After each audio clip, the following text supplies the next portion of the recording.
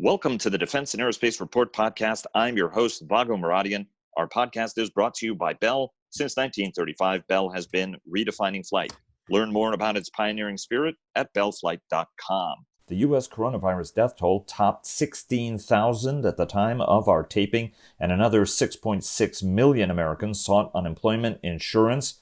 That on top of 6.8 million that sought unemployment insurance the week before, as lawmakers gather to map out another stimulus package estimated at more than $1 trillion. Joining us now are Dr. Gordon Adams of the Quincy Institute, Byron Callan of Capital Alpha Partners, the independent Washington research firm, Michael Herson of American Defense International, one of Washington, D.C.'s top defense lobbying firms, and Dr. Dov Zakheim, former Pentagon comptroller, now affiliated with the Center for Strategic and International Studies. Everybody, happy Passover, and thanks very much for joining us. Thank you, Vago. Great to be here. Vago. Yeah, thank you. Michael, why don't you start us off? We're looking at the CARES 2 legislation that's working its way through the system. As you know, we spoke to Adam Smith yesterday, the chairman of the House Armed Services Committee, and he noted that this is kind of a gap filler of small business loans and a number of other things that were not addressed in the first CARES package. And this would be the fourth stimulus package that we have in the wake of the coronavirus pandemic. Bring us up to speed on where we are in the process, and also talk a little bit about defense, if that's applicable at this point, given that there are multiple processes that are operating in tandem, given that also Chairman Smith, for those who heard the podcast or didn't hear the podcast, indicated that there would be some pressure on defense spending, exacerbating what is already a difficult situation, as he put it. Okay, so before we get to the fourth stimulus package, we first have to talk about the one that might be voted on as early as tomorrow in the Senate, which they're calling 3.5. All right, so that's not really counted as a stimulus package, but it's really a follow-on to the CARES package. And as of yesterday, they were looking at a $750 billion package as of yesterday morning. And then by the end of the day, they were looking at a $250 billion package just focused on the Paycheck Protection Program. The plan was to try and pass that out of the Senate and out of the House on Friday using unanimous consent. Mnuchin said yesterday the program will not run out of money because he's confident that Congress is going to act and get this money passed in a timely fashion. So there is a sense of urgency. However, Pelosi and Schumer issued a joint statement saying they want this package to be $500 billion. They want extra money, $100 billion extra for hospitals, and she's looking for another $150 billion for state and local governments, and she's also looking for a increase to the SNAP program. So the clock is running. I think that in the end, they will pass money for the Paycheck Protection Program and punt the rest of the stuff to the fourth stimulus package. Now, the fourth stimulus package, there will be one, but it's also in some sense a mystery. Pelosi has laid out very clearly a lot of things that she wants in it. Her staff is already working on it. In many cases, she's working on it personally. She's looking for a better definition of who qualifies for family medical leave, healthcare worker protections, again, more money for SNAP, more funds for state and local governments, more direct payments to individuals, equitable treatment for Washington, D.C. Now, when you talk to the administration, all we've really heard so far is the president say that he wants money for infrastructure because he's already looking at recovery. And a lot depends on what the theme is going to be of Stimulus 4. A lot of folks in Democratic leadership are saying that the fact pattern is really going to dictate what we do next. So a lot depends on where we are. Are we looking at still addressing the healthcare crisis, or are we looking at recovery? If we're looking at recovery, there are some big implications for defense, and the Defense Department is getting ready for that. The OSD has directed the military services to come up with programs focusing on procurement and military construction, things that will help the defense industrial base be supported and also recover, things that will save or create jobs, and to also use the UFR lists and the shortfall lists as guideposts. So the services are actively putting together those lists if called upon, and they hope to submit those to OMB later this week or next week so they can start going through them. The same call has gone out to all the departments and agencies. Right now, though, when you talk to Senate leadership, because the Republicans control the Senate, their attitude is, hey, look, there's going to be a stimulus 4, but right now we're focused on implementing stimulus 3, and getting stimulus 3.5 passed.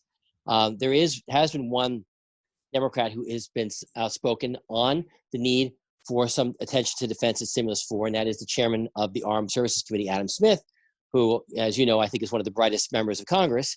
And he has said we need to include some measures that are going to help the U.S. defense industrial base. And he's also said that he doesn't think that DoD is being used in a way that they should be in order to meet this crisis. So I think he's going to take the lead, but it's really unclear as to what that package would look like.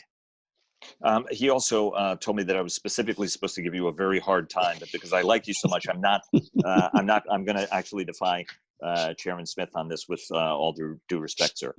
Thank you. Byron, let's go to you because you're going to unfortunately have to leave us before the end of this conversation. Talk to us about how industry is responding, right? I mean, the companies are in their quiet period before they report their first quarter earnings, but everybody has sort of been telegraphing, whether through 10Ks or their Qs, how there could be some material impacts on everybody's businesses. What are some of the messages you're hearing from companies as they go through this process? Well, you're right. I mean, most companies are in their quiet period right now, so they really can't openly discuss financial impacts, changes in guidance. The data points you're really seeing now are kind of local news reports and whatever communications have been made with their own employees. And it's I think kind of what the market has figured out so far, that some of the DC area services companies are really in pretty good shape here. I know Booz Allen put out a statement, no furloughs, everybody's going to be fine through July. But there have been some local news reports that are kind of interesting. I know General Dynamics Bath Iron Works, I think only half the workforce has shown up because of COVID-19 concerns in Bath, Maine. There have been some interesting things posted on liberal leave policy for Huntington Ingalls. So I think, this is not a sector that can completely self-isolate from the broader impacts of COVID-19. There have to be smaller supply chain disruptions.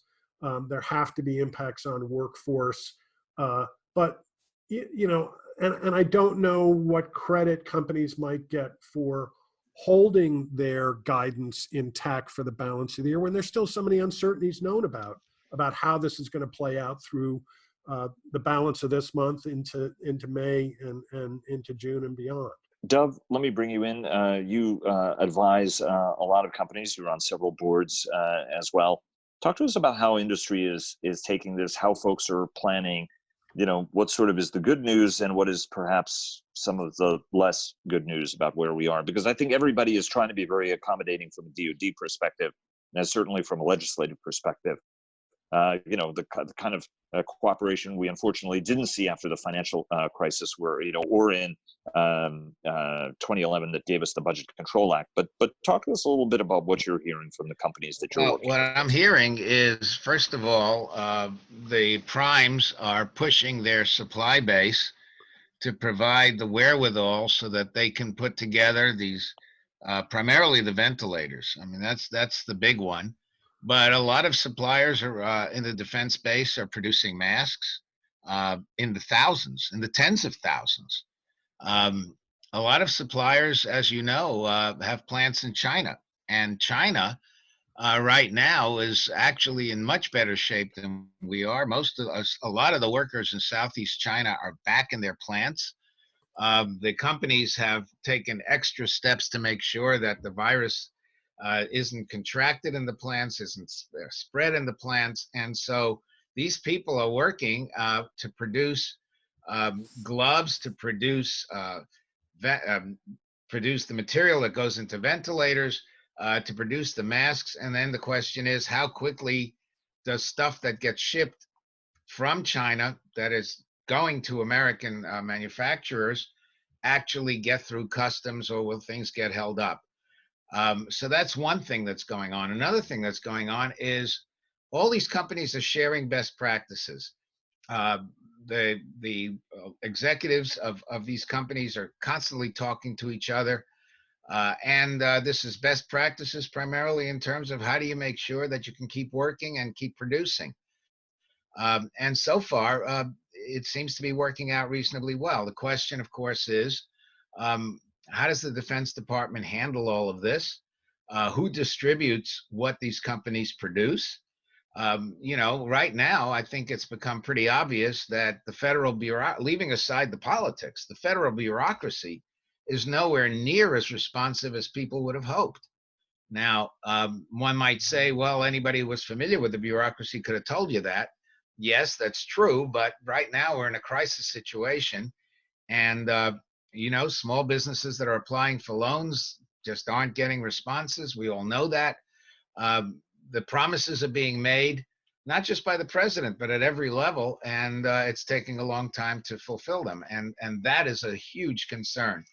And in terms of what the Defense Department would like to do, it does beg the question, asking for the kinds of things that might give people jobs. It's one thing, military construction. It's quite another thing, procurement. Is that really the right way to go?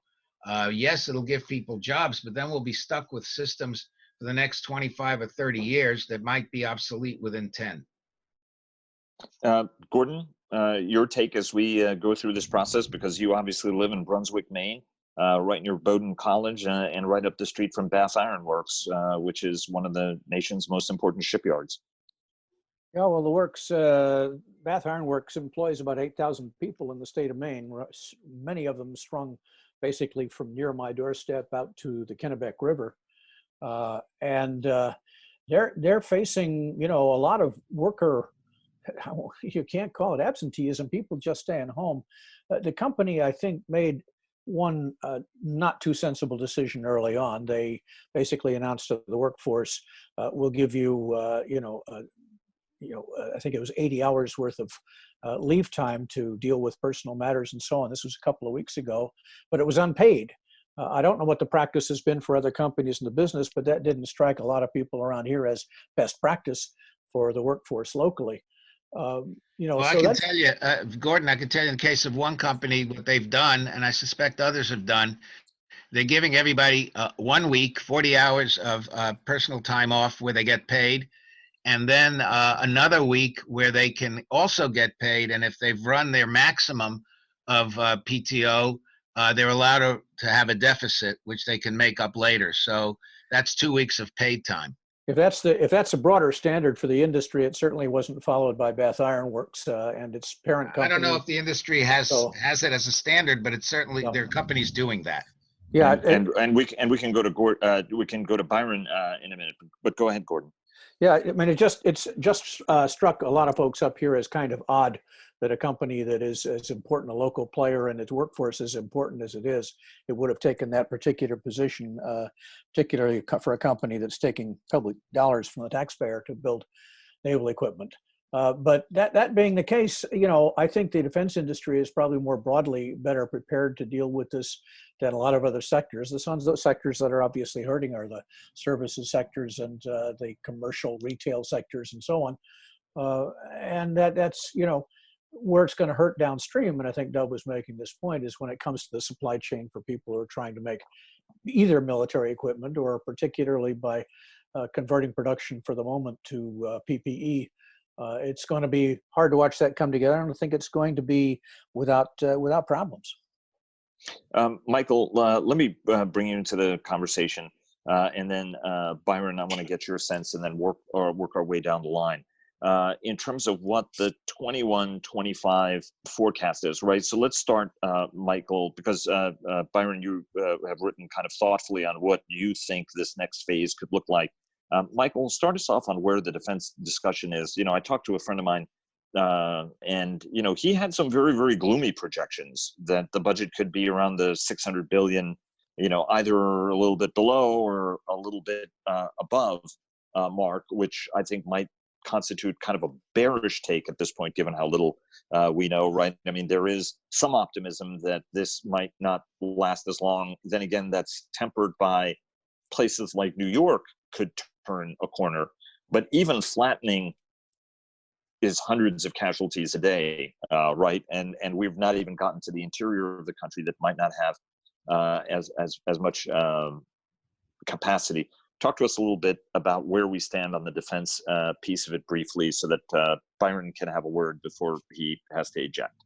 Sure. Well, I think you're correct. There are a lot of unknowns, but I think when we look at the near term of the FY21 process, that is moving along, and it's moving along in accordance with what the budget deal is, for this fiscal year. Adam Smith will have his bill done by May 1st. He won't be able to mark up then, but they hope to mark up whenever we're able to come back. And the final bill itself won't be passed until sometime after October 1st, which is not unusual. The appropriators are also moving along with FY21 as well. But, I think that the problem really more for defense is when we get past FY21. The Budget Control Act is over, budget deals are done, but we'll be saddled with much more debt, and especially if they decide to go ahead with an infrastructure plan. The president threw out the number of $2 trillion in his press conference the other day. So we've already passed the $2 trillion stimulus. Now another one on top of that, plus what we're going to pass tomorrow, is an enormous amount of money, and there will be pressure in defense in the out years. But when you look at the numbers you threw out, going from 738 billion down to in the sixes, that's a very steep cut for defense. But $150 billion when you've just added $5 trillion to the debt really is a drop in the bucket. It's not going to help solve our debt problem by cutting that kind of money. Byron? Yeah, I generally agree. I mean, I think the point to make here is I don't know where this is going to finally end in terms of the increment to the debt held by the public. You have to think not only about the incremental spending, but the drop off in tax receipts or government receipts in general as well as a result of this. So, are we going to look at the debt held by the public going up by, $4 or $5 trillion when this is all said and done? That's probably a very plausible figure. The offset to that, though, at least for the next year or two, could be you're looking at substantially lower interest rates on that debt that had been projected by either OMB or CBO. That said, you just can't get out of that burden easily. And so I think, it's kind of a decent news story here for the balance of this year and next for defense. I agree, absolutely. I don't think there's going to be that much change to FY21. But when you start laying into these multiple filters for how the defense budget can play out, what's the outcome of the 2020 election and then the 2022 midterm elections? What are we going to do about the healthcare system in the United States? What are we going to do about safety net and infrastructure and all these other non-defense discretionary items that have been, postponed, put off? That I think this pandemic has been a pretty severe audit of some of that, and the hole in state and local revenues is going to be pretty interesting too. Obviously, some of this is going to depend on how quickly the economy recovers. But I think, this has introduced a whole range of variables, and at the very least, you're looking at something less than what DOD had been thinking they were going to live with prior to the pandemic. Byron, before we go, let me ask you two questions, given the rest of us are going to talk about this, how Bernie Sanders' departure from the race changes the complexion of it. I think that's kind of an easy answer. And then second, what happens transatlantically if the president, as some suspect may press ahead with steel and aluminum tariffs against the EU, even in the wake of this crisis, or even during this crisis, as some fear? Look, I still think, COVID-19 is going to dominate the campaign landscape, up until July or August, and then we'll get a better bead on what happens. I keep pointing out this isn't just the race for the White House; it's really what's going to happen in the Senate too that's going to matter for how the environment will subsequently evolve for defense. I kind of want to suspend judgment a bit. I think maybe the market had been moving around for a couple of weeks now that Sanders was a minor factor to worry about. So we'll see. We'll see in the outcome of the election.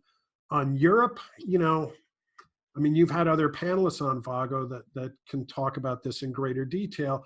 I'm fascinated by the debate that's been going on between the Netherlands, Italy, and Spain over this a bailout package, basically having Corona bonds or whatever they're calling them in Europe to help tide through some of these southern countries.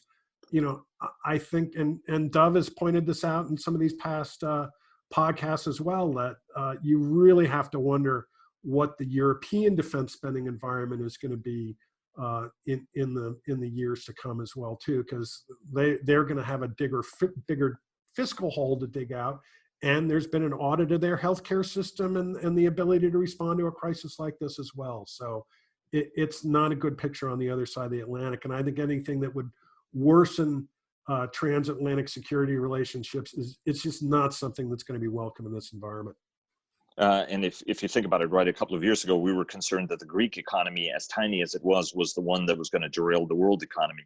Just imagine what happens, for example, if you have a debt default or other challenge with the 8th largest economy in the world, which is where Italy is. Byron, thanks very much for joining us, and really appreciate it as always. Thanks a lot, Vago. And now a word from our sponsor. The Defense and Aerospace Report is brought to you by the Bell V-280 Valor, bringing the mission technology of the future to the battlefield of today. Visit bellflight.com for more. Dove and Gordon, Michael had to say, we went a little bit longer, obviously, with Byron before he had to go. Thoughts from you guys on all of that? Both spreading from the defense spending piece of this all the way over to the transatlantic implication part of it, which is concerning, Dove, when I talk to mutual friends of ours over in Europe, that is a concern that this crisis may not necessarily change any transatlantic vector, and it could actually, things could actually get much worse than they are now. Well, I think they will get worse. First of all, you've got a president who just loves sanctions and refuses to recognize that those can be counterproductive. If he goes ahead with sanctions on the European aluminum, he's just hurting the economies there even more than they're already being hurt. The European Union still hasn't gotten its act together. NATO, which I believe could actually do something in terms of not just acting as a clearinghouse for one country to help another, but coordinating a NATO-wide effort to make sure that the countries that need the most assistance in terms of everything from ventilators to gloves actually get it, would be a great plus, but NATO's not doing that. So you don't have any Europe-wide organization that's actually coordinating in a serious way that's making a difference. It's all very nice that China's been coming in, but that just shows you the lack of European response. Yes, there's a response, and Europeans will tell you that. NATO will even tell you that.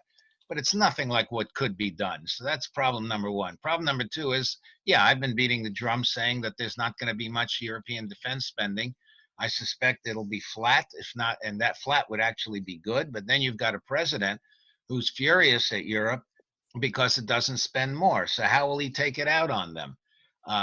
All I can think of is that Mr. Putin just has to sit back and hold his cards and just not fold and watch how everybody else folds before him. Gordon? I think if there are two people who are rubbing their hands with glee at this point, it have to be Vladimir Putin and Xi in China, both of whom in their own unique ways have stepped into the breach in the absence of any particular American leadership or multilateral cooperation. And almost every step along the way, it seems that this administration wants to make it harder. There's now discussion about the U.S. holding up any Iranian access to IMF funding to help them cope with the crisis, which just seems like a brutal and heartless act of rubbing it in. So internationally, I've said this before on the program, it just seems to me that what this particular response at the international level by the administration has done is accelerate the centrifugal forces that were already at play with respect to the alliance and with respect to regional influence. Coming back to the question that you raised, Vago, which is, where do we go domestically? It seems to me one of the issues that needs to be taken into account here is with the adding $5 trillion to federal spending and to the deficit, the interest charges on that debt are what going to add to the pressure. So if you tot up the things on the list that will seriously have to be dealt with, number one, healthcare, if anything, demonstrates the inadequacy of the American healthcare system, particularly the inadequacies of employer-based health insurance policies when employees lose their jobs. The debate over healthcare, it seems to me, is going to move to a whole new level here. Other safety net programs inadequately funded, infrastructure on both sides, it's been an interest in the political dialogue. And add those interest charges, then you mix in the politics, it seems to me, with Sanders' withdrawal, which I very much anticipated. I've actually earned a little money on bets that he would. His withdrawal comes with a price, and I'm not saying it's a bad price, but it's a real price in terms of the way Biden needs now to respond to that part of the Democratic Party that Bernie Sanders mobilized in his effort. And that means significantly shifting the priorities of federal spending in the same directions: healthcare, environment, global warming, safety net, infrastructure. All of those things are going to be things that the Democratic Party will have to come up with. We don't know at this point how this is going to affect presidential outcome. I'm struck by the fact that, shortly after the 1991 Gulf War won, the approval rating for president at the time, George H.W. Bush, went to nearly 90%. Right. So that a particular president acquires some bump in numbers simply by being on camera all the time, while his competitor is not on camera all the time. You're going to watch those numbers change, but those numbers could evaporate in a nanosecond, depending on how this begins to play out.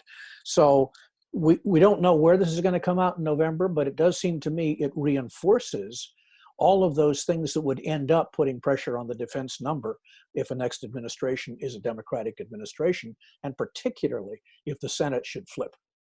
Vago, I didn't talk about the domestic side. I mean, it's not for me to talk about the Democrats with any kind of expertise the way Gordon has, but a couple of observations. I'm not sure that once this is over, there will be a radical change in healthcare, unless, of course, you have Democrats in charge across both sides of Pennsylvania Avenue. And the reason I say that is look at gun control. Look at the popular support for gun control. Look at all the murders that are the killings that are constantly taking place in this country. We are different from every country in the world, practically, other than those that have civil wars.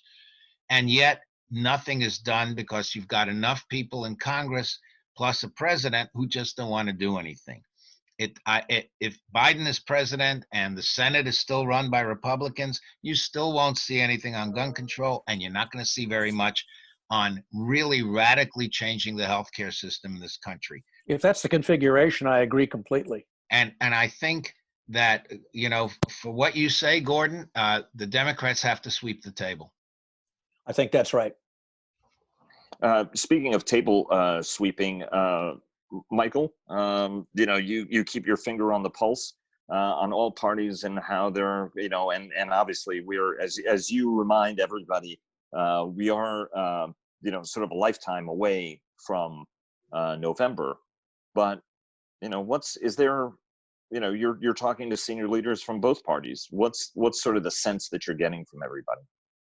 Because the president's poll numbers are up. I mean, including in every single key demographic. So if you were a Democratic leader, you should be alarmed, right? I mean, some of these numbers have only, increased from 9% to 18%, whether it's support among African Americans. But I mean, if it's support among African Americans is up, supporters among suburban women up, support among independents up, support among Hispanic Americans all up, and everybody's saying that the president is exhibiting leadership, even if 90% of the people in Washington think we are where we are because the crisis was mismanaged. I don't think everybody's saying that, Vago, but okay. Well, let me say, I think Gordon was spot on with his analysis when he talked about how, president's numbers are going to go up during a crisis, and how George H.W. Bush's numbers were at 90% at the end of the Gulf War. And he still lost the re-election. And I lived it. I worked for him. And I was very confident in my job security when he was at 90%. In a very short period of time, that fell. And I think, now, I am talking to members of Congress pretty much almost every day on both sides of the aisle. And politics is really not coming up much in discussion. And I think it's reflecting what's going on nationally. When we turn on the TV, it's all about COVID-19. And the president has the soapbox right now. And for some, it's painful to watch because, he's going against the advice of a lot of his own experts, and he can be pretty abusive to the press corps. But like you said, I have said many times, it is a lifetime between now and November, and the time for politics will come back. I think the landscape will change entirely, and the president will be judged on how well he did or did not react and perform during this crisis, as well as the other things that he's done or hasn't done during the last 3 years of his presidency. Michael, let me go to you, and then everybody else just have a clearer sort of understanding. So is 618 too low of a number? For FY21? Hypothetically, for defense spending. Yes, I do believe it's too low. I think even though I believe that there will be pressure after 21 to cut defense spending, Republicans are not going to go for that kind of number. And again, I think it does also depend on who's in control. And I do think that right now, there's a good chance of the Democrats being in control of everything. But even if they were to take back the Senate, it would be by a razor-thin margin. And you have lots of Democrats in the Senate that understand the importance of a strong defense. And you have many Democrats in the House, like your previous guest, Adam Smith, who understand the importance of a strong defense. Now, Adam knows that we can't afford to cut in certain places, but what the number is, we always go about this backward. I think we really have to figure out what is it we really want to do, and what is it we want the military to do, and then what capability and force structure do we need around that, and then how much is that going to cost? And Adam Smith has raised really good points in the past that we have to figure out what capabilities are we willing to do without. And I think we have to start having some tough conversations. I think what Michael is saying, I mean, that's the holy grail of everybody who works in the defense world, I think, is let's do the strategy, let's see what forces we need, and then let's budget for it. Never happens. It really is not going to happen. But I think I think Michael has the politics right. We do, regardless of what happens in the Senate, we do not get rid of the 60 vote issue in that chamber. Whether the Republicans keep it or the Democrats win it, you're still going to have to be able to get an agreement on a budget, and it's going to require something that will get 60 votes to get through the Senate. So it's one of the reasons that I don't think 618 is even remotely in the ballpark, given that political reality. That's just, whether you want that or not, it's just too low a number for the politics. The only possibility that you get that low is if you have a recurrence of the virus. If the virus comes back in the fall, and we've got to find trillions more, I think it's going to sober a lot of people up. Now, whether it gets to 618 or is 630 or 640, it'll double the pressure that's already on the defense budget. I think that is a major factor we have to consider. If it's going to be like the 1918 Spanish flu, it's going to be back. And with the Spanish flu, it was actually worse the second time than the first time. But what worries me is that if there's more money coming, or as much money coming as we've been talking about, that is more than 618, will the services really change their approach? I don't see any indication that they are, with a possible exception of the Marine Corps. Where is the radical change that they keep talking about, and why isn't it in the program? Why isn't it in the program? Because if there's, right, I mean, that was a rhetorical question, Bob. Well, I understand. I understand that. It's not in the program, Vaco, because it's never in the program. That's not really how budgeting is done. Dov knows this as well as I do. It's not the way the services build a budget.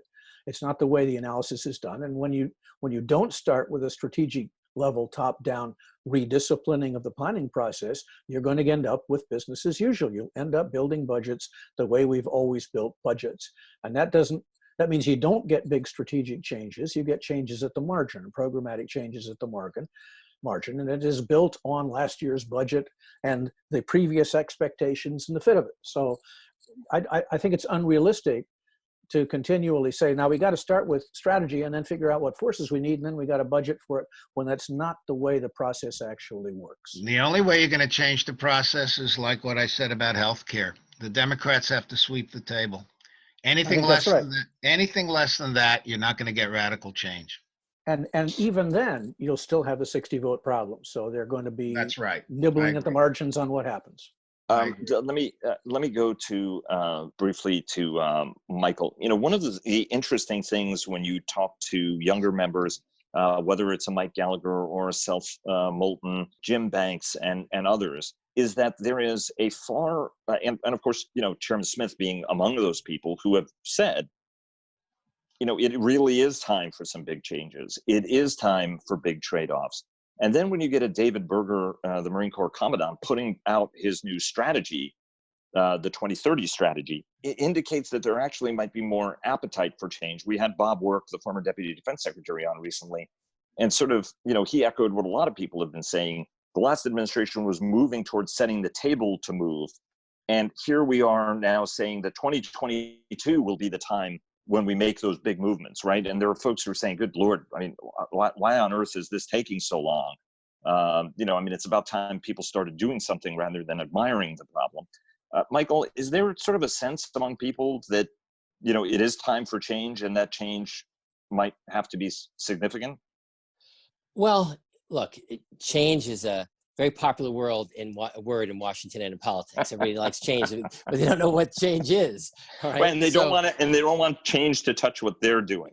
Exactly. I was going to get to that point. So Gordon, you know, makes an excellent point, right? I mean, the politics really prevents a lot of that from happening, right? But I would argue that, you know, we have seen some of those shifts in the past. It's been a long time. You know, look, when I worked in the Department of Defense at the end of the Cold War, you know, the department took some broad steps to say, okay, defense spending is going to start to come down.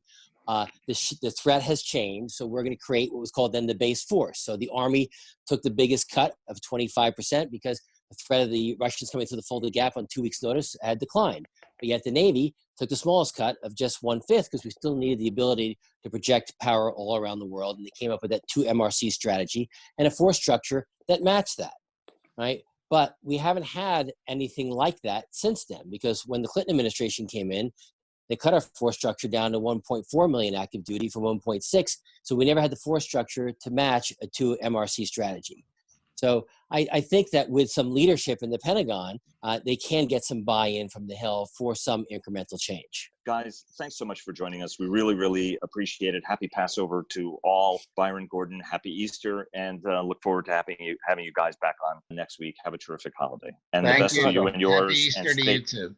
Stay safe. Thank you very much. And thanks for joining us. Please follow our daily interviews with top government, military, industry, and thought leaders at Defense and Aerospace Report, and subscribe to our weekly newsletter. Follow us on Twitter at DefAero Report. That's at DEFAERO Report. Like us on Facebook at Defense and Aerospace Report, and check us out on LinkedIn.